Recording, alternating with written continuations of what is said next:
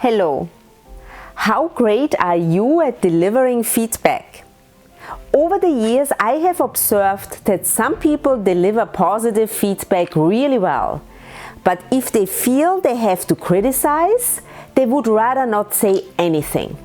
Others have no problem with reprimanding, but they don't use positive reinforcement. Either way, giving great feedback is an art that can be learned, and this is a skill that will serve you in your personal and in your professional life. Today I want to focus on 3 things about what not to say when you deliver feedback. Number 1, judger questions. Why did you let this happen? This question will make a person immediately defensive. It is better to ask learner questions, such as what happened? How can we prevent this next time?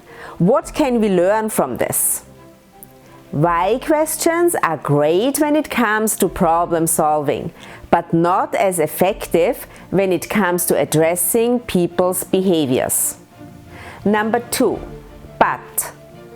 You did a great job on the presentation, but there were not enough graphs.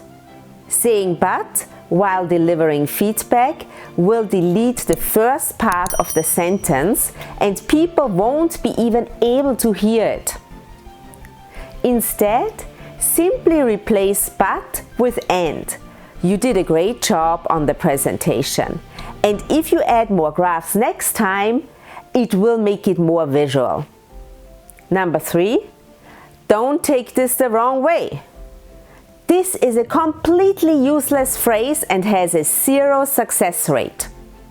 Why tell someone not to take it the wrong way? Instead, it's better to choose positive language and say, "Can I give you a success tip?" This was my thought for today, and I will see you next week again. Until then, be happy, be healthy, and be at your best.